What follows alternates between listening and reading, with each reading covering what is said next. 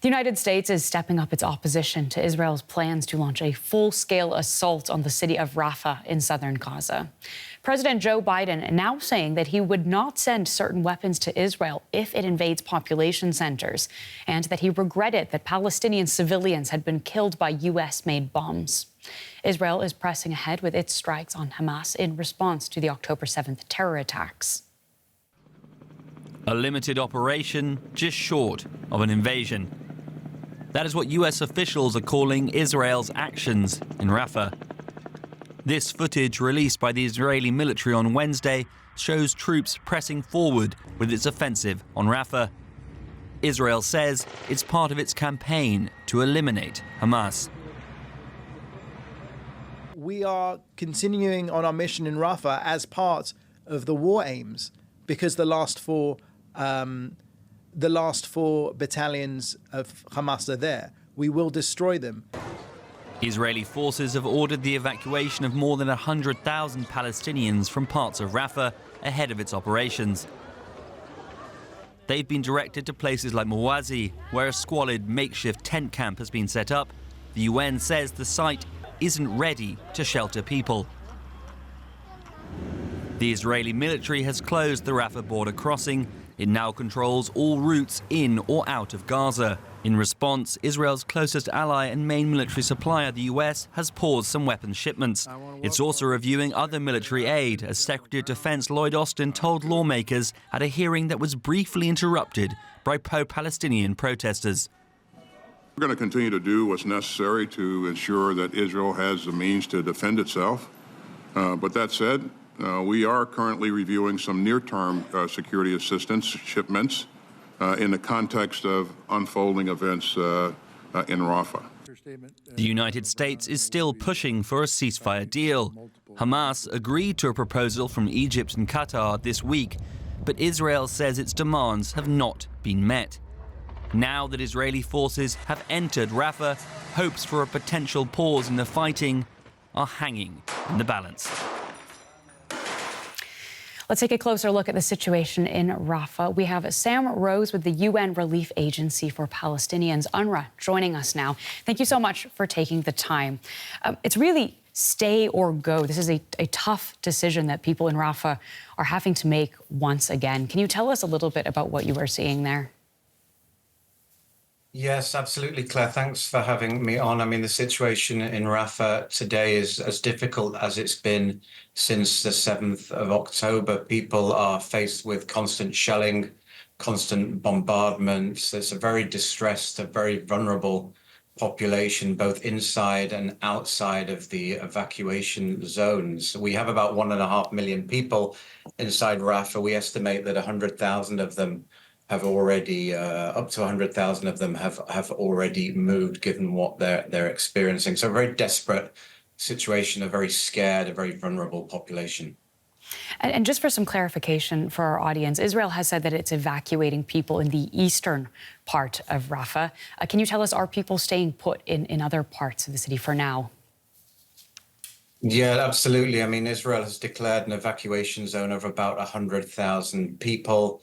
We are witnessing people leaving from inside that zone, but also people from outside of the evacuation zone where we are, which is about 3 kilometers west of the evacuation zone. We see some of the areas thinning out. We see some people transiting as well, as areas, as plots for tents and shacks open up, people move in, and then a few hours later, as the bombardment intensifies, they move on again. So it's people on the move constantly from inside and from outside of that evacuation area as people fear the worst.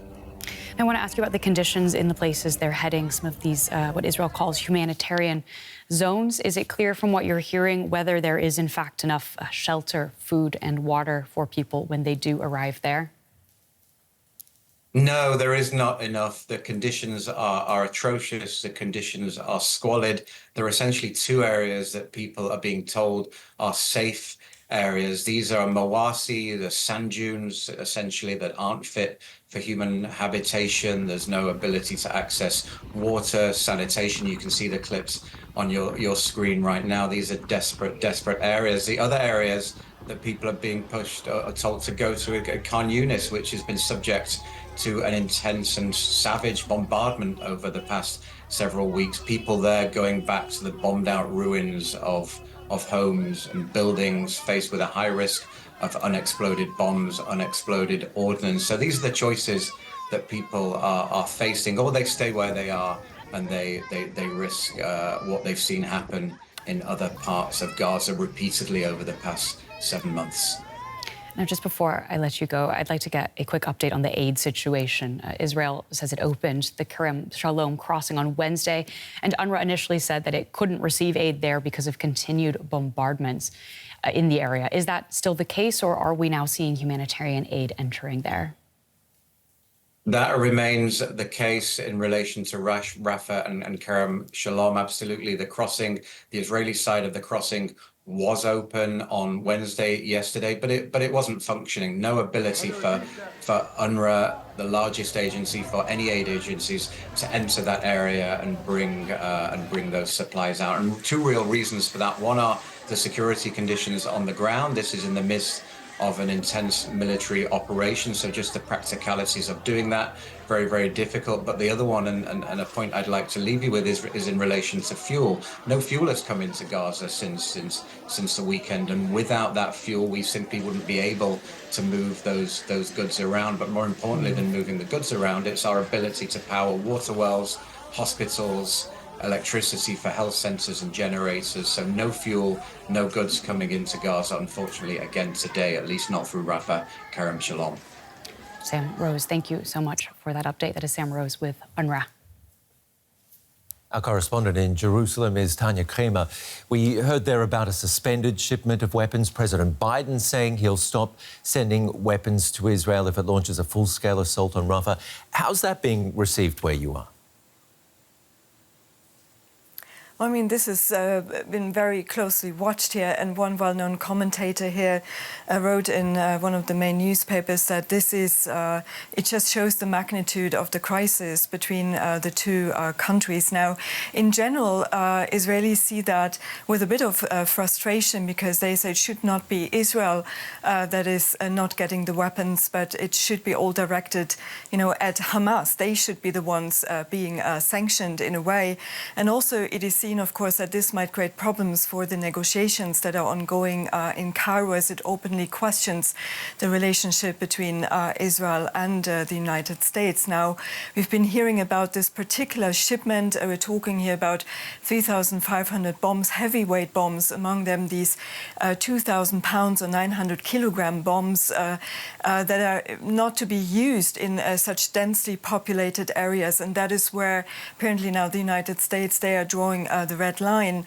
It is still unclear, how much this actually weighs on Israel, how much impact that has, how much the military has weapons of these kinds in its stockpile. But it's a very clear red line that the United States are drawing here. And Tania, after months and months of truce talks, are we any closer on that front? Well, there are very mixed messages coming out of Cairo, and not much coming out of Cairo here these past days. And it's still unclear how the mediators are matching those different narratives that we've been seeing here in the past days. Hamas had said on Monday night that they're agreeing to an agreement, and the Israeli negotiators had said, well, this is not the agreement that we have agreed to. So we understand they're still talking, but there's a lot of pressure here in Israel, especially from the families and from the supporters of those who want to see those remaining hostages being released, because every other week there's news of another hostage that was killed in Gaza. So there's a lot of pressure, public pressure, on Prime Minister Benjamin Netanyahu to move forward with a deal, but he also has a lot of pressure within his cabinet from the far-right constituency mainly to move forward with the Rafah operation. And part of that deal is meant to be more aid for civilians. How much is getting through right now?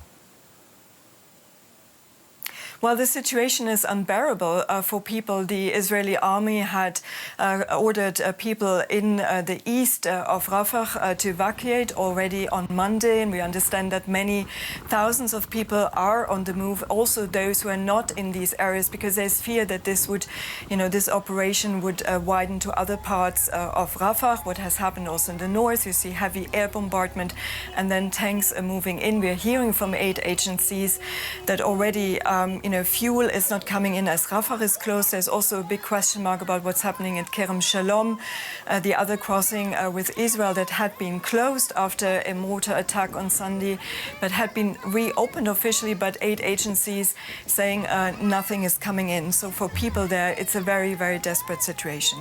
Thank you for bringing us up to date. Tania Krämer in Jerusalem.